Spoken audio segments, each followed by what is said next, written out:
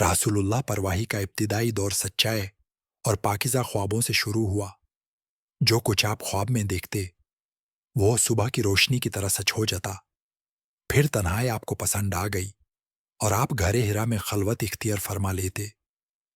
وہاں کئی دن اور رات عبادت، ذکر و فکر میں مصروف رہتے۔ جس وقت تک گھر لوٹنے کا دل نہ کرتا وہاں ہی رہتے۔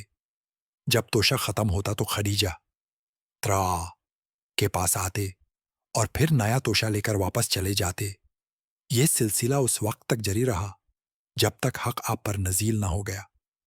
پھر جب آپ گھر ہیرا میں تھے، اچانک جبریل علیہ آئے اور کہنے لگے، اے محمد پڑھو۔ آپ نے فرمایا، میں پڑھنا نہیں جانتا۔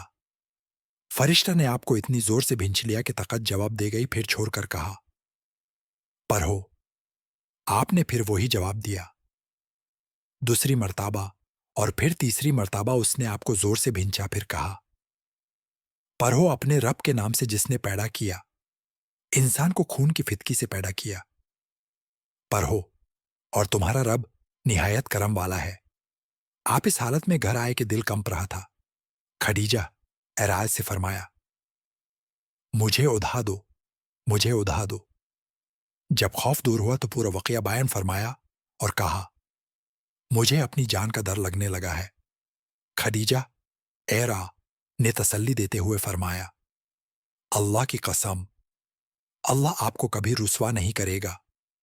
آپ رشتہ داری نبھاتے ہیں، کمزور کا بوجھ اٹھاتے ہیں، غریبوں کی مدد کرتے ہیں، مہمان نوازی کرتے ہیں اور حق کا ساتھ دیتے ہیں۔ پھر وہ آپ کو اپنے چچا زد ورقہ بن نوفل کے پاس لے گئیں، جو بہت بوڑھے ہو چکے تھے اور ان کی روشنی چلی گئی تھی۔ وہ انجیل کو عبرانی زبان میں لکھتے تھے۔ خدیجہ ریا نے کہانی بیان کی اور کہا، اے چچا زاد، اپنے بھتیجے کی بات سنیے۔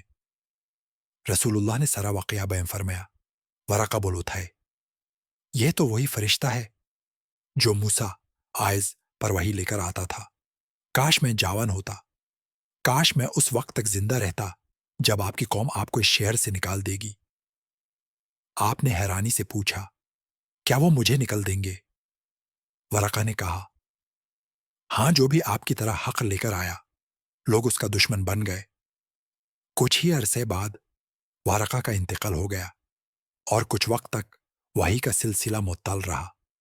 صحیح بخاری حدیث نمبر 3، کتاب الوحی درجہ صحیح۔